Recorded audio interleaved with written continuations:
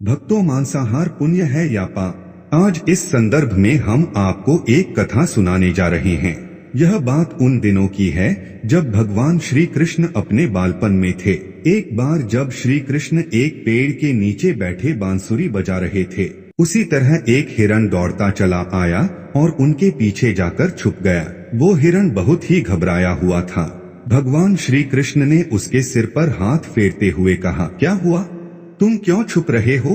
तभी उसका पीछा करते हुए एक शिकारी भी वहां आ पहुंचा और बोला, यह मेरा शिकार है, इसे मुझे दे दो, इस पर मेरा अधिकार है। तब भगवान श्री कृष्ण बोले, हर जीवित जीव पर उसका खुद का अधिकार होता है, न कि किसी का। तब वह शिकारी क्रोध में बोला, यह मेरा शिकार है, इसे मैं पकाकर खाऊंगा। तब भगवान श्री कृष्ण बोले, किसी भी जीव को मारकर खाना पाप की श्रेणी में आता है। क्या तुम पाप के भागी बनना चाहते हो? तब वह शिकारी बोला, मैं तुम्हारे जितना शिक्षित तो नहीं कि यह जानूं कि मांसाहार पुण्य है या पाप, पर मैं यह जानता हूँ कि जीव को मारकर खाना इसमें कोई हर्ज नहीं। वैसे भी मैं इसको मारकर नीच योनि से मुक्ति दिलाकर पुण्य ही कमा रहा हूँ, फिर इस पर पाबंदी क्यों?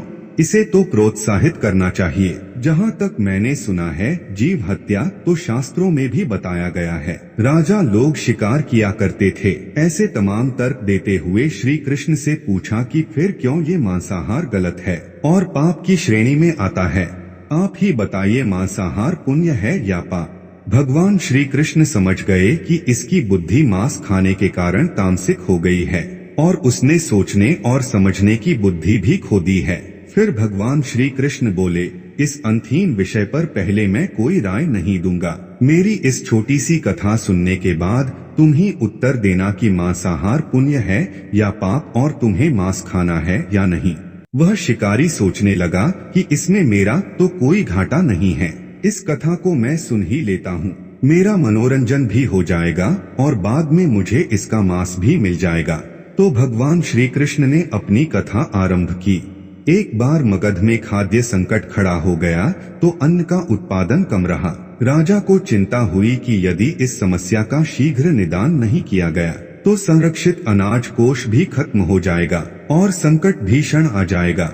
तो सम्राट ने अपनी राज्य सभा में पूछा, देश की खाद्य समस्या को सुलझाने के लिए सबसे सस्ती वस्तु क्या है? मंत्रीगण सोच में पड़ गए। चावल, गेहूं, आलू इत्यादि पदार्थों को उगाने के लिए बहुत श्रम करना पड़ता है। वह तभी प्राप्त होते हैं जब प्रकृति का प्रकोप न हो। ऐसे में तो कुछ सस्ता हो ही नहीं सकता।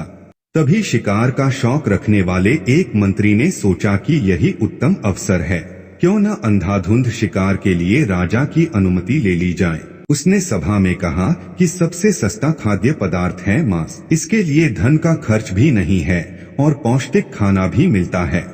सभी सामंतों ने इस बात का समर्थन कर दिया, लेकिन मगध के प्रधानमंत्री अभी भी चुप थे। सम्राट ने पूछा, प्रधानमंत्री आप चुप क्यों हैं?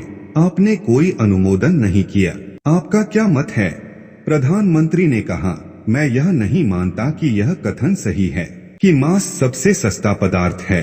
फिर भी इस विषय पर मैं अपने विचार आपके सामने कल रखूंगा। प्रधानमंत्री उसी रात मांसाहार का प्रस्ताव रखने वाले सामंत के घर पहुंचे। सामंत ने इतनी देर रात प्रधानमंत्री को अपने घर आया देखा तो वह घबरा गया। किसी अनिष्ट की आशंका से वह कांप उठा। प्रधानमंत्री ने कहा, संध्या को महाराज बीमार हो गए, उनकी हालत बहुत ही खराब है। राजवैद्य ने कहा है कि किसी शक्तिशाली देह का 2 तोला मांस मिल जाए तो राजा के प्राण बचाए जा सकते हैं। आप महाराज के सबसे विश्वास पात्र हैं, इसीलिए आपसे योग्य कौन होगा? इसके लिए आप जो भी मूल्य लेना चाहें ले सकते हैं। आप कहें तो इस काम के लिए मैं आपको 1 लाख स्वर्ण मुद्राएं भी दे सकता हूँ। एक बड़ी जागीर भी आप मांग सकते हैं। बस आप अपनी इच्छा से मुझे अपने हृदय का बस 2 तोला मांस निकाल कर दे दीजिए। यह सुनकर सामंत के चेहरे का रंग फीका पड़ गया। वह सोचने लगा, जब जीवन ही नहीं रहेगा तो लाख स्वर्ण मुद्राओं से मैं क्या करूंगा और बड़ी जागीर भी किस काम आएगी। वह झटपट अंदर भागा और अपनी तिजोरी से 1 लाख स्वर्ण मुद्राएं लेकर आया। मुद्राएं देकर उसने प्रधानमंत्री के पैर पकड़ लिए और गिड़गिड़ाते हुए बोला, श्रीमंत, मैं आपकी 1,00,000 मुद्राओं में अपनी 1,00,000 मुद्रा और मिलाता हूँ। इस पैसे से आप किसी और सामंत के हृदय का मांस खरीद ले, किंतु मुझे जाने दे, यह बात किसी और को पता न चले। मैं आपसे आग्रह करता हूँ। प्रधानमंत्री जी यह सब समझ चुके थे। वह उसे थोड़ी और मानसिक पीड़ा देना चाहते थे। प्रधानमंत्री ने आगे कहा, सामंत, आप शरीर से बलिष्ठ हैं। आपकी कद काठी महाराज से मिलती जुलती है, इसीलिए राजवैद्य ने खास तौर पर आप ही का नाम लिया है। आपके दान से हमारे अच्छे राजा की जिंदगी बच सकती है। आप कहे तो मैं आपको प्रधानमंत्री का पद देने को तैयार हूँ और खुद आपका कर्मचारी बनकर रहूंगा, पर प्रजा से हमारे राजा न छीने। सामंत तो फंसता हुआ दिख रहा था। उसने शरीर पर अंग वस्त्र रखकर अपने जूते भी पहन लिए। जैसे ही वह वहां से भागने वाला था, वह तुरंत प्रधानमंत्री के पैरों में लेट गया। उसने याचना की कि प्रधानमंत्री, मैं इसके योग्य नहीं हूँ।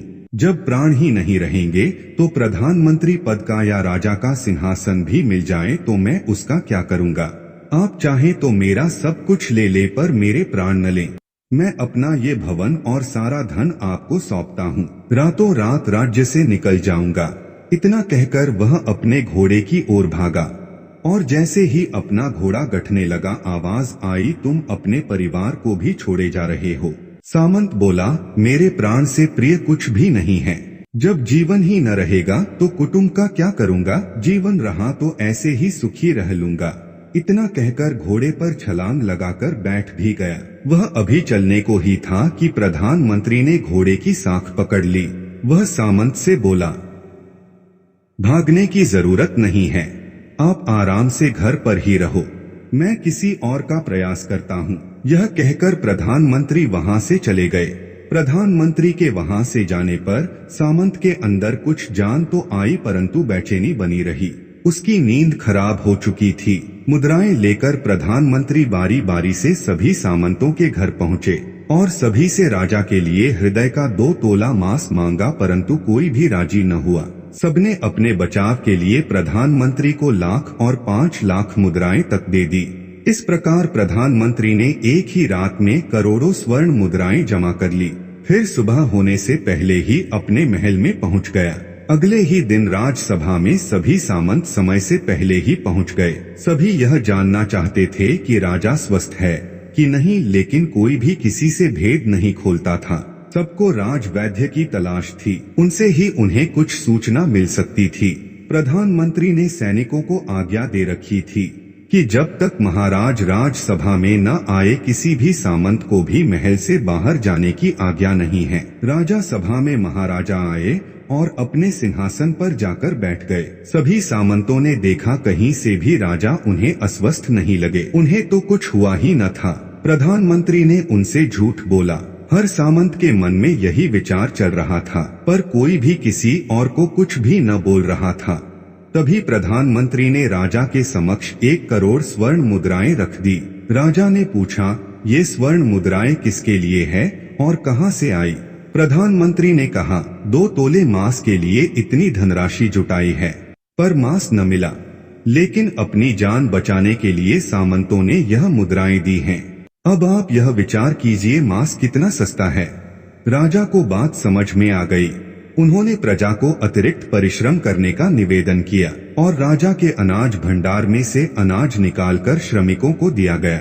उन्होंने पौष्टिक सब्जियों की खेती का तुरंत आदेश दिया। वह 1 करोड़ स्वर्ण मुद्राएं इसी कार्य के लिए और श्रमिकों के कल्याण के लिए खर्च की गई।